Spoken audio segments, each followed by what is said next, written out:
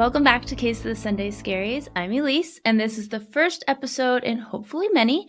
I'm thinking I want to make this a series. You let me know if you want to see more of these episodes covering the golden age of Hollywood. My mom and I used to watch musicals like King and I, White Christmas, My Fair Lady, and maybe that's why I've always been enamored with this period in time. I am a sucker for a black and white movie. Some like it hot, top 5 films. But now as an adult, it's clear that Tinseltown was not just movie stars, beautiful outfits, and the glitz and glamour I thought it was when I was a kid. Behind the scenes, there's a darker side, a world of cover-ups, secrets, and even possible murder. Today, we're covering the life and untimely death of Natalie Wood.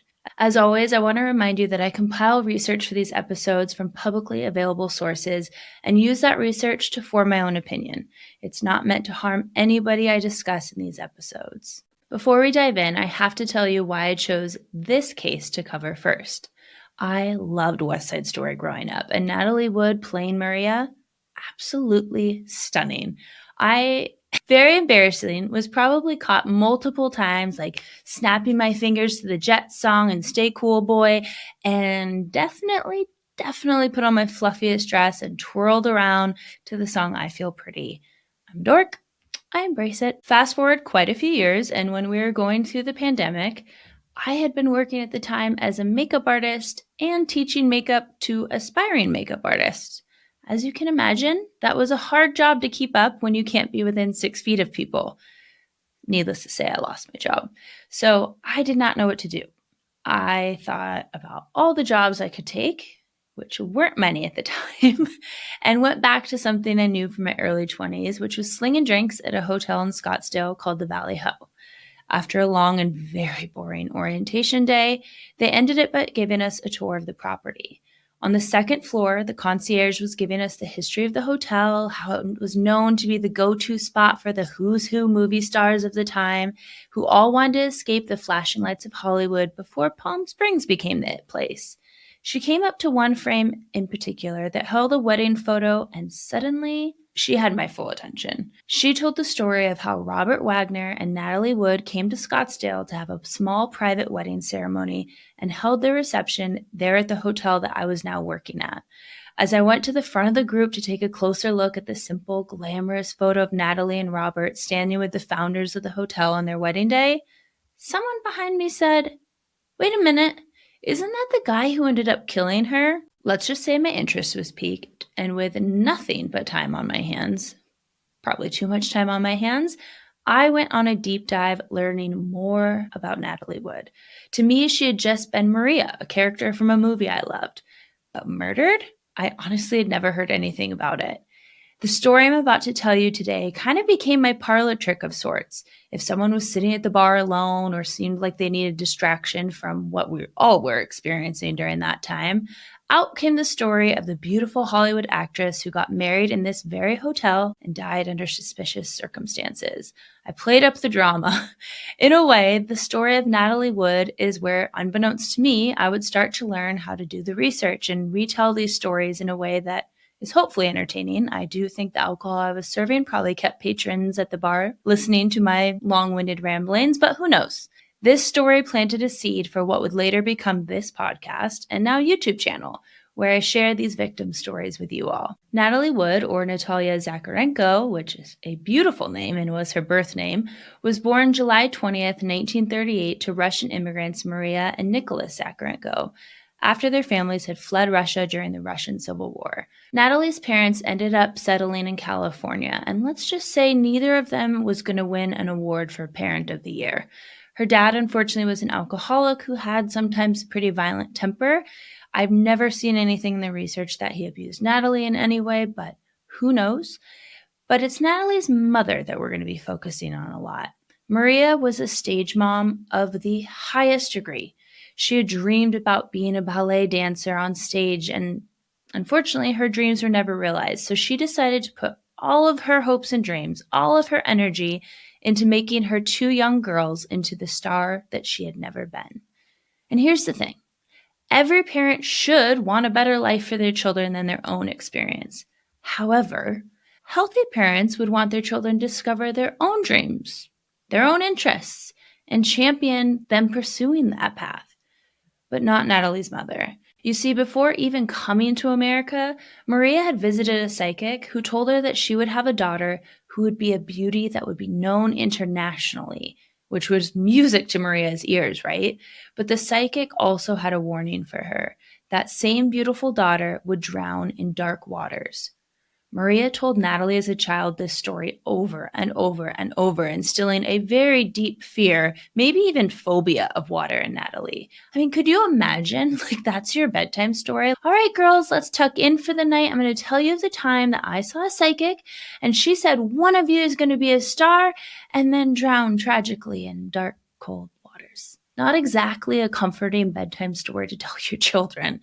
However, for Maria, this reinforced her desire to make her daughters famous. By the age of 3, Natalie was in ballet classes and constantly visiting the cinema with her mom. Which sounds nice, except for the fact that this was her mom's way of training her in acting since they couldn't afford acting classes. Now, I don't have children, so I'm never going to be one to give parenting advice. But to me, this story is already so tragic because, in my opinion, children should be children. They should not have the responsibility of a network, a studio, a television show, and others' livelihoods on their shoulders. And we've seen time and time again that unless you have someone who truly has your best interests at heart and is willing to advocate for you and guard you from all of the exposure to things that children shouldn't be exposed to at that young age, the child is usually one that pays the price for that fame and exposure, right? And Maria was delighted when, before the age of 5, some crew members on a film set actually did notice Natalie, and she had a 15-second part in the movie Happyland. But 15 seconds was apparently all it took to catch the eye of director Irving Pitchell. He saw something in Natalie, and when a role came up a few years later he thought she'd be perfect for, he calls up Maria and asks her to bring Natalie in for a screen test. As you can imagine, Maria jumped at the opportunity, but she was so confident that this was the moment that she had prepared herself for her daughter for, that not only did she bring Natalie to LA for the screen test, she knew she was going to get the role, right? Natalie had to get this role. So she packed up everything, the whole family, and moved them to LA before Natalie was even given the part. Fortunately, this plan worked out for Maria. I don't know if this plan really worked out for Natalie, but Natalie was cast in her first movie, Tomorrow is Forever, starring across Orson Welles. But when Natalie, because she's a child with no acting experience, could not cry on cue for a scene, Mommy Dearest stepped in. So I could not figure out why there was a butterfly in a cage of some sort on set, but apparently there was. And it's rumored that when Natalie couldn't cry on cue, Maria ripped the wings off the butterfly in front of Natalie to bring her to tears before ushering her back on set to carry out this scene.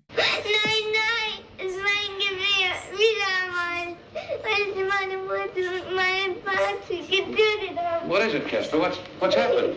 It's the song that reminds her of a gun. It reminds her of the time the Nazis killed her mother. This brief role was not what cemented her stardom, but it certainly got her noticed. Orson Welles, probably on the short list of greatest filmmakers of all time, later said that Natalie was, quote, so good she was terrifying. She didn't act from a script, she acted from the heart. Natalie's big break came when she was signed with 20th Century Fox and got the role of a lifetime. She was cast in Miracle on 34th Street in 1947. This movie, I'm sure you've heard of it, quickly became a holiday classic, so much so that I think they've remade it like 3 times. This role shot her to fame, and she would go on to work on 20 films as a child actress. While filming The Green Promise, 11-year-old Natalie, who had a horrible fear of water instilled in her by her mother, was filming a scene where she's just supposed to run across this bridge. No problem, right? Except as she's running, what would be the luck of the bridge collapsing? And collapse it did. And Natalie not only fell into the water, but broke her wrist. But being a mother dearest, Maria didn't even allow Natalie time to see a doctor or be treated or get a cast. Of course not, because her daughter couldn't be the one known for holding up production. So it was back to work for Natalie right away. Obviously, this experience would be scary for anyone, but it cemented Natalie's fear of drowning and water in general to the point that Natalie would never even learn how to swim. But because her wrist didn't have an opportunity to heal correctly, she was also left with a bump on her left wrist that she was pretty insecure about. She would spend the rest of her days hiding it with costumes or jewelry on films or any public event. Now, before I tell you this next part, please keep in mind this has never been proven to be fact. This is all alleged, so if you're a big Frank Sinatra stan, do not come for me. But I do have to say multiple people have co-signed that this story is true. That Natalie's mother, who was willing to do anything, and I do mean anything, to keep her daughter in the limelight, would go on to act as a trafficker to her teenage daughter. Natalie and her mom were at the studio lot, and they saw Frank Sinatra, who was top of the list, huge star of the time. And so they went over and introduced themselves, and apparently Maria thought accepting his invitation to come over for a party at his house could be Natalie's golden ticket, open all these doors for her that weren't open before. George Jacobs, who was basically Frank Sinatra's right-hand man, wrote a memoir of his time working with Sinatra from 1953 to 1968. He was with him for a good chunk of time. And he wrote in his book, quote, "One affair that, unlike the others, was conducted in top secret was with Natalie Wood, because she was a minor at the time, either 15 or 16, though she didn't act like it. Sinatra adored this tiny beauty." He went on to say that he mixed the drinks when Natalie's insanely ambitious Russian mother brought Natalie to Sinatra's apartment for a cocktail in 1954 and, quote, pushed her on Frank, who needed no pushing. Sinatra told Jacobs that he had been taken by Natalie since he had seen her on Miracle on 34th Street. She was 8 years old when she filmed that movie, let me remind you. How can you be taken with an 8-year-old? I mean, you could say that she was very talented, but that just feels a little creepy to me. Maria apparently brought Natalie to Sinatra's apartment, all dolled up, and in Jacob's words, quote, total jailbait in form-fitting black party dress, and Mr. S., Sinatra, went for it in a big way, end quote. He reported that the 38-year-old Sinatra continued to invite 15 or 16-year-old Natalie Wood over alone multiple times for singing lessons. Disgustingly, Jacobs closed the story with this writing. Mr. S. truly cherished her, and whatever went on in private, he was also a father to her more than her own father. He was very protective. That's called grooming, not being protective, okay? Let's just clear that right up. And it certainly makes this later appearance on the Sinatra show feel a bit icky. You know, somebody told me they read an article about the two of us. Really? What did it say? Well, it said that when we were working on Kings Go Forth, that I fell in love with you. Isn't that ridiculous? I never heard anything so see. What's so ridiculous about that? What's R.J. Wagner got that I haven't got? Well, there's so many things that attracted me to Bob. I mean, well, for one thing, he's an actor. I was an actor long before he was. He's a star. I was a star long before he was. He's young. I was young long before... Wait hold it. You Mata Harry, you tricked me into that. Oh, Frank, I didn't mean to hurt your feelings. You know, there is one thing that you can do better than Bob. What's that? Well, you can sing better than he can. Mm-hmm. Would you sing something for me? Flattery will get you nowhere. You've ruffled the Sinatra feathers. Oh. Tragically, that would not be the only predatory experience Natalie had. There was a rumor in Hollywood that a married actor, twice Natalie's age, had violently sexually assaulted her. Her sister Lana would later write in her book that at the age of 16, Natalie, with the help of her mother, got all dolled up, and their mother drove them over to the Chateau Marmont in L.A. Lana, her sister, and mother waited outside when Natalie went into the hotel to meet some big Hollywood star in the hopes that, again, it would open more doors for her in Hollywood. And her sister Lana remembers Natalie coming back to the car, completely disheveled, looking a mess, and really, really upset. She said her mother and Natalie agreed, and I'm sure with plenty of coaxing from Maria, that they would not publicly disclose who the perpetrator of her assault was so it would not affect her career. But after his passing in 2020, and with many accolades and awards to his name, Natalie's sister named the perpetrator of the assault. It was Kirk Douglas. He would have been in his late 30s at the time that this allegedly happened. Obviously, we're never going to be able to prove if all of these stories were true, but it goes without saying the people in Natalie's life were failing her miserably. All her mother saw was dollar signs and the promise of fame, and she neglected to realize that there was going to be lasting trauma that she was not only allowing, but inflicting on her daughter. She's certainly not winning any Mother of the Year awards, which is actually ironic considering this episode is going to be coming out on Mother's Day. She's not a mom we're celebrating, but my mom is, so happy Mother's Day, Mom. I just think it's so sad. And honestly, I don't know if you guys are country fans, but this whole part of Natalie's life reminds me of the song Fancy by Reba McEntire. Like, what mom acts as basically a sex trafficker to their daughter? It's just so sad that no one was protecting Natalie because she was just a child. That same year, Natalie would audition for a role playing opposite the heartthrob James Dean in a little movie called Rebel Without a Cause. Everybody was trying out for this role, but Natalie, or maybe it was her mother, saw it as an opportunity to finally get Natalie into some adult roles.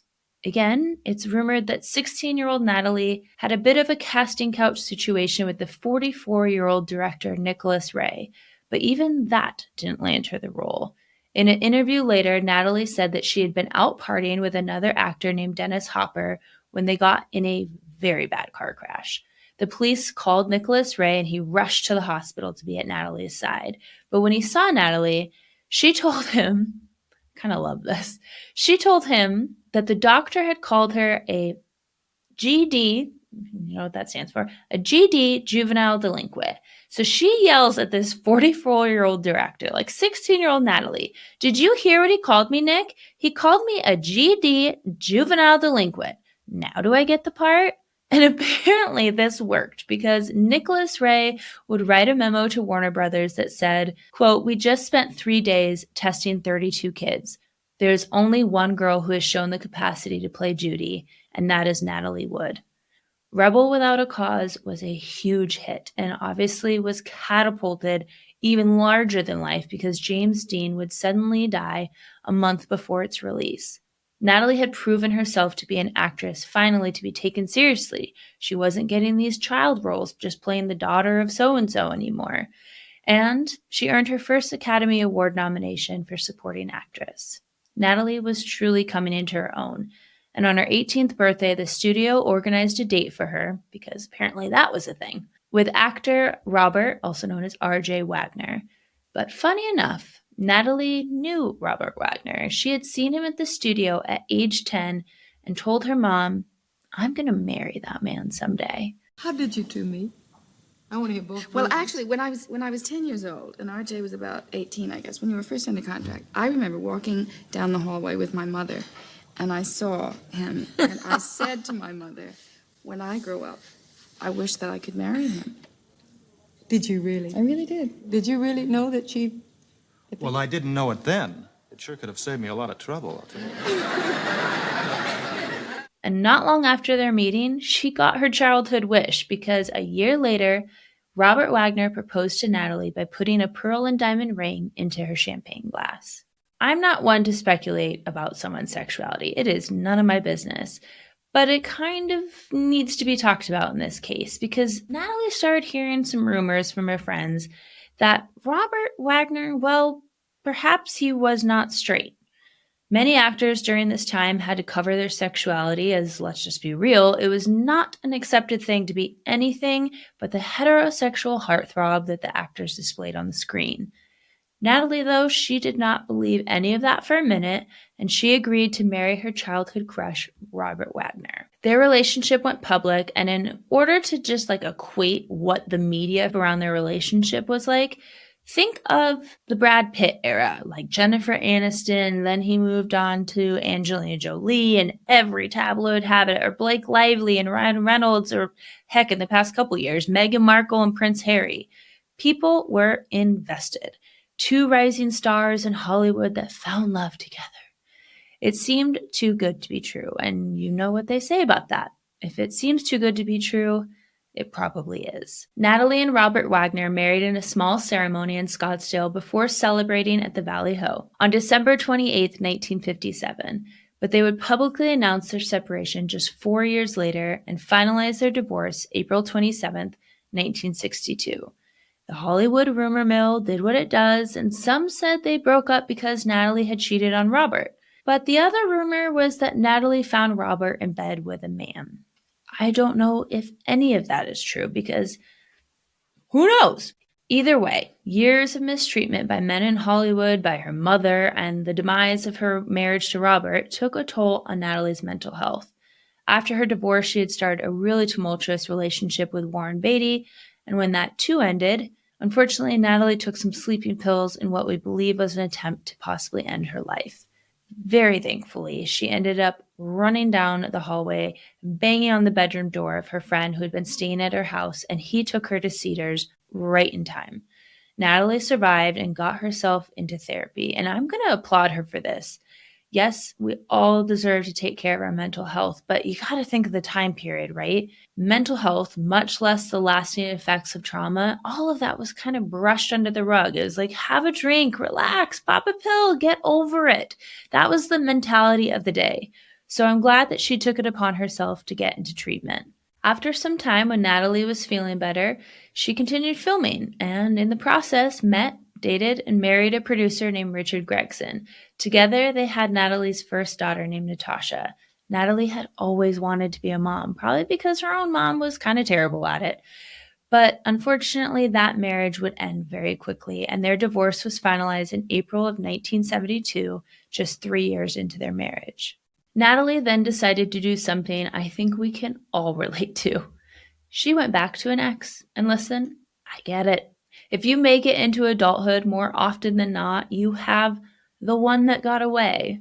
I sure do, and I think Robert Wagner was that for Natalie. Perhaps he represented safety for Natalie, that maybe by rekindling this love with him later in life, after she'd put so much work into her mental health and hopefully he had grown up a bit, they could have the family together that she always wanted.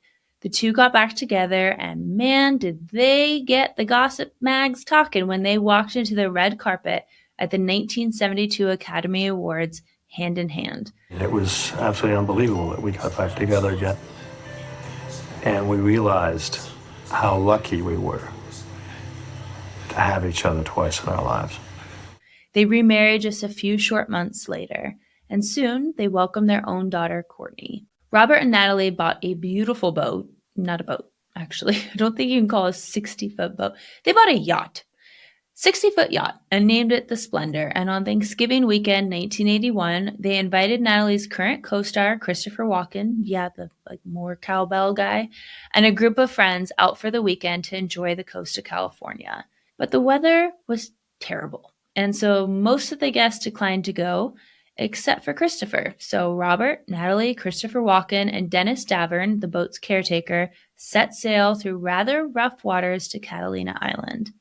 On November 28th, the three had dinner at Doug's Harbor Reef restaurant, and apparently the champagne was flowing to the point that the manager of the restaurant was really concerned about them being able to navigate their dinghy back to where their yacht was anchored.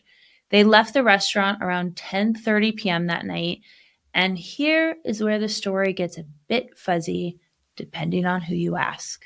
The story at the time is that Christopher Walken and Robert Wagner got in a pretty heated argument, and Robert got so mad that at some point during this argument, he smashed a bottle of wine on a table. It's believed that the two were fighting over maybe the jealousy, maybe he thought that Natalie was hitting on her co-star, Christopher Walken. Robert had a history of being more than a little jealous and protective over Natalie. But it's also said that Christopher Walken was talking to Robert that night about what an amazing actress Natalie was and that she should still be pursuing acting. But Robert, on the other hand, thought she should be at home with their young children. Because don't we all need two men arguing over what we decide to do with our life? It was said that Natalie, sick of all this peacocking between the two of them, had gone downstairs to her room to go to sleep. Around 11:30 p.m. that night, very shortly after they had returned to the boat, Robert says that he returned to his room to find Natalie was gone. So he goes up on the boat deck and sees that the dinghy was also gone too. Now, I want you to think what you would do in this situation. We all handle stress, shock, worry differently. But I would think we can agree that most of us would probably begin searching for Natalie, waking up the captain of the ship and having him throw on every light possible, cruise the bay, call the Coast Guard, shout out Natalie's name so other boats in the area would know something was wrong, do something. But allegedly, Robert told Dennis he didn't want to draw attention to their boat and that Natalie just must have gone ashore. It was not until 3:30 a.m. that the Coast Guard was finally called. Why the actual heck would they wait nearly 4 hours to call the Coast Guard? I get that these are movie stars. They want some semblance of privacy and paid a pretty penny to have that on their boat. But this is your wife, and she's missing. Privacy be damned. You would think that if he thought his wife was missing, he could use his celebrity status to get more eyes out searching for her. Drop your name, sir. This is the perfect time to do it. That is, if he wanted her found. Sadly, around 8 a.m., 43-year-old beloved actress and mother Natalie Wood was found floating a mile away from their boat in a cove called Blue Cavern Point. Natalie was dressed in a nightgown, wool socks, and a down jacket, and sadly she had passed away. It appeared, as the psychic had predicted, that Natalie Wood would indeed die in dark waters after becoming a star that was recognized the world over. The dinghy was found beached on the shoreline, but suspiciously, the key was in the off position, and it appeared that the motor had never been started. There was also scratch marks on the hull. Did they get there from the boat running ashore, or was it Natalie trying to claw her way onto the boat after falling into the water? But let's just run this back for a second. If Natalie had gotten on the dinghy, annoyed with her husband and Christopher Walken's bickering, making a statement that she was, getting away from their foolishness, like, you guys, I'm going to leave you to it, I'm taking off. Why was the motor never started? A couple named John Payne and Marilyn Wayne, which, wow, that's a lot of rhyming names in that bunch, were anchored nearby that night, and they told police that they had heard a woman yelling, "Help me, someone please help me," around midnight. They said that the voice seemed to be coming from the stern of the yacht Splendor, and Payne suggested it might have been coming from a dinghy attached to the back of the boat. They also said they heard a drunken man's voice shout back at the woman. When the police asked, everyone on board seemed to have the exact same story. Apparently, they all believed that Natalie must have tried to take the dinghy to shore herself and then fallen into the water. But then their story changed.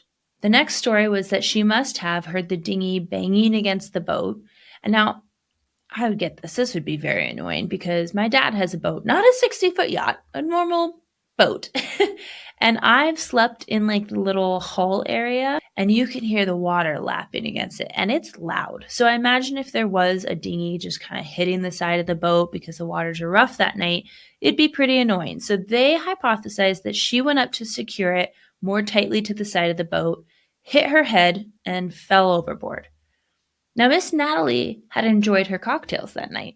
She had a blood alcohol of 0.14, which is pretty close to twice the legal driving limit, so she was probably feeling a little loose. She also had a motion sickness pill in her stomach and a painkiller in her system, and these could have potentially intensified the effects of alcohol and made her more of a fall risk. However, none of these stories make any sense to me. Even with lowered inhibitions, you were telling me that the girl who had a lifelong fear of water untied a dinghy in their first story, unties a dinghy and sets sail on her own in the dark of night in rough waters all by herself. Keep in mind, she didn't have a life jacket on her when she was found. So we're supposed to believe that she went by herself in a nightgown, a down jacket, and socks to go to shore. Like, what was she going to do when she got there in that outfit? Like, this is Natalie Wood. She's a famous actress. She can't just go walking up the beach to a hotel in like a jacket and socks. I'm calling BS on that whole story. That coat, very sadly, might have been her downfall. When that down coat hit the water, it ended up weighing close to 40 pounds when they recovered her. And maybe because of alcohol, she didn't think to take it off as it pulled her under. Maybe her panic when she fell into the water didn't even allow her to think clearly. Maybe she didn't take it off because she was not conscious when she hit the water. The other theory that the men on board, Robert, Dennis, and Christopher, said was that she went to lean overboard to tie the dinghy to the boat more securely, and then she fell in. And perhaps this one's more plausible. But again, she was terrified of water. Wouldn't she have asked the captain of the boat to do it? Or if she didn't want to wake him, ask her husband to do it? Let's pretend it happened the way that they told officers, and Natalie went overboard in a terrible, tragic accident. How do they explain their wait to contact the Coast Guard for almost 4 hours? My thought initially is there's something, evidence on board that they didn't want the officers to see.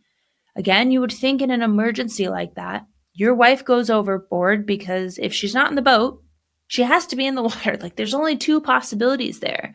So knowing that she can't swim, you would think you would be waking every person in that harbor up with your lights, scouring the area until the police arrived, right? But according to a police report obtained by Natalie's sister Lana, the police only interviewed Walken and Wagner for around 10 minutes or so following her death, and would only briefly speak to Robert Wagner one more time the day after Natalie's funeral, while Robert was laying in his bed with his lawyer present. The coroner ruled Natalie Wood's death as an accidental drowning, which is a bit strange when you look at the autopsy report. Now, I'm going to put this on the screen. I'm also going to share it on Instagram if you're listening on the audio version. No, it is not pictures of Natalie. It's just a sketch. But Natalie had a lot of bruises and abrasions. The coroner said, yeah, it's all consistent with falling from the boat, but Natalie was covered in bruises. One on her thigh was up to 2 inches in diameter, and that's a pretty significant bruise. And I tried to figure this out in my head. Remember the dinghy had claw marks on it, what they thought was claw marks. Again, maybe it just hit some rocks as it got beached, but they believed it was claw marks. So maybe Natalie is trying to pull herself up onto this dinghy. She has this coat that now weighs 40 pounds, pulling her back in. And so maybe she's trying to flip her little leg on top of the dinghy and pull herself up. Maybe that could cause a bruise. But there was other things that were just odd about this autopsy. The coroner never took nail clippings. This is a very standard practice, not only to see if she had clawed at another person, perhaps, who she was fighting with that night, but to see if she was indeed trying to pull herself up on that dinghy. Did she have any evidence under her nails to support that theory? Well, we're not going to know because they didn't do those clippings, even though it is, again, standard practice. And how do you explain the cut under her left eye? Did all of these bruises really come from a drunken fall from a boat? Or were they bruises that were forming before Natalie ever entered the water? In the years following her passing, Christopher Walken has remained very closed-mouthed about that night, stating it was an accident. He even told Playboy magazine, quote, "The people who are convinced that there was something more to it than what came out in the investigation will never be satisfied with the truth, because the truth is, there is nothing more to it." Years later, Dennis Davern, the captain or caregiver of the Splendor, depends on what article you read, well, he changed his story about what happened that night, and he also collaborated on a tell-all book. He got in contact with Lana, Natalie's sister, and told her he didn't think it was an accident, that Robert had told him and Christopher Walken what to say exactly to police, and then claimed Robert basically forced him to move into his guest house for a year after her death. He said that he felt like he was holding him hostage, so he couldn't tell the truth to police. He went on to say that Robert and Natalie had gotten into a fight that night, and he believed that Robert pushed Natalie into the water, but that he did not see it. Did his story change because at the time he was under the control of Robert Wagner, a very powerful man responsible for his livelihood? Or is it possible that Dennis came out with this story so that he could write a book, do a press tour, and financially capitalize off of this tragedy? I don't know. Unfortunately, people do stuff like that. In 2009, a petition was started to reopen the case of Natalie Wood's death after Lana, Natalie's sister, publicly said that her own investigation into the death of her sister, that she believed Robert Wagner was responsible, and after Dennis had also come forward. 2 years later, they got their wish, And in 2011, the Los Angeles Sheriff's Department did reopen Natalie's case. The coroner's office reviewed the autopsy and photos of Natalie's body and actually changed her cause of death to drowning and other undetermined factors, which is something that doesn't often happen in these cases. It is very unusual for one coroner's office to go back and say, nope, something was done incorrectly here. We're going to change the cause of death. It very rarely happens. In 2018, Natalie's death was listed as a suspicious death, and Robert Wagner was listed as a person of interest. I want to make it known, he has never formally been called a suspect. He has never been charged with anything and has always maintained that this was just a tragic accident. Since the case has been reopened, Robert Wagner has refused to speak to police multiple times when they reached out to him for an interview. Robert Wagner is 94 years old and lives with his wife, actually pretty close to me here in Aspen, Colorado. In his 2008 memoir, he wrote that he and Walken had argued that night, and he confirmed that he did smash the bottle of wine that he initially told police had just fallen over from rough seas and broke. But it was not until he went to bed that he noticed his wife and the dinghy were missing. As for how Natalie fell off the boat, Wagner wrote, "It's all conjecture. Nobody knows. There are only two possibilities. Either she was trying to get away from the argument or she was trying to tie the dinghy. But the bottom line is that nobody knows exactly what happened." In 2020, Robert Wagner was interviewed by Natalie's daughter Natasha about her mother's death in her documentary, Natalie Wood, What Remains Behind, and I highly suggest watching it. And I've got to tell you, I had a certain opinion of this case, right? I've always sort of had an opinion about this case, but after watching Robert Wagner's retelling of the story of that weekend, and specifically about his incredible grief following Natalie's death, it was really quite compelling. And then I checked myself, and I remembered Robert Wagner is a trained actor with decades of experience. So I don't know, is he a grieving widower or just playing the role of a grieving widower? We may never know what happened on board the Splendor on November 28th and how Natalie Wood ended up in the water. And I think there's plenty of reasons to be suspicious of the turn of events that evening, of the coroner's quick ruling of accidental drowning despite her numerous bruises and cuts. There's a lot of theories of what could have happened that night, and I'm going to share mine. This is the scenario that rings truest to me, but again, just my opinion. Allegedly, Natalie and Robert, maybe they had a passionate love for each other, one that looked really sweet from the outside, but fueled by their celebrity, the Hollywood rumor mill, and their past breakup could often be jealous and possessive. And perhaps after returning home from dinner that night, Natalie was annoyed with the topic of conversation going on between the two men and went downstairs to go to sleep. But soon the men are shouting and carrying on, and she's getting progressively more annoyed because she wants to go to bed. And instead, her husband and her co-star are having a drag-out argument about her future. So she grabs that big down coat to combat the November chill. Again, she was only in a nightgown and socks, wraps around herself and goes up to the boat deck to find Robert Wagner alone after Christopher Walken stormed off to his room following their argument. Fueled on by a little liquid courage, Natalie confronted Robert. Like, what is your problem? What is happening? Why are you guys shouting? Everyone's trying to sleep. What are you doing?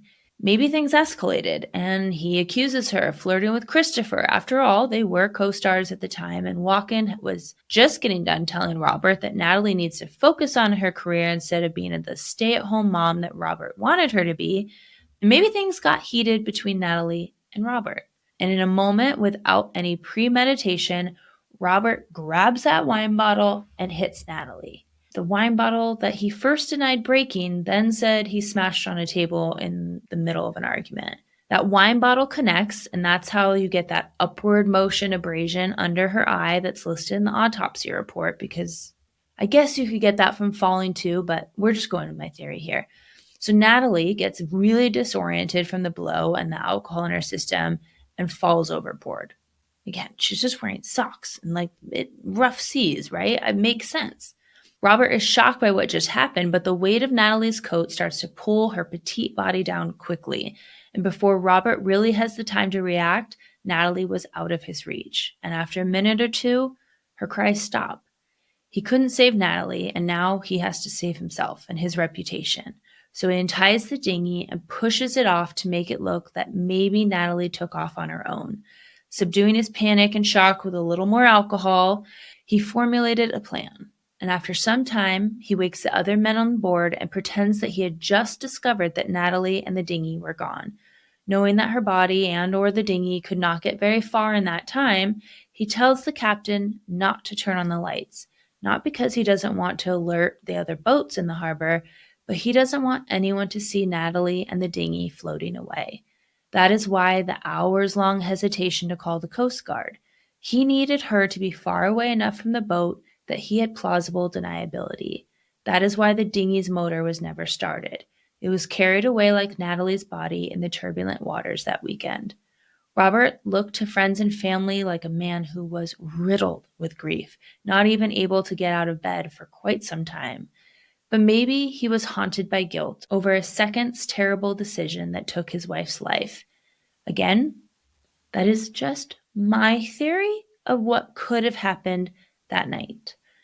What we do know about Natalie is that she was a woman who overcame so much tragedy in her life and gave the love and protection to her little girls that she never got from her own mother.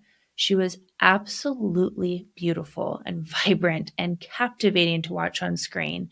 And had her life not come to such a quick end, I'm sure she would have given us many more roles to treasure. I can only hope that my theory is dead wrong, and that Natalie was not betrayed by the man she loved in death, and that this was just a horrible, horrible freak accident. But I want to hear what you think. What do you make of the autopsy report and the bruising? Do you think that it was an accident or something maybe more sinister? Let me know in the comments, and also let me know if you want to hear more stories about the dark side of Hollywood. Please follow, subscribe, and share this episode with a friend. I'll love you forever if you do. I will be back next Sunday with a new case, but as always, until then.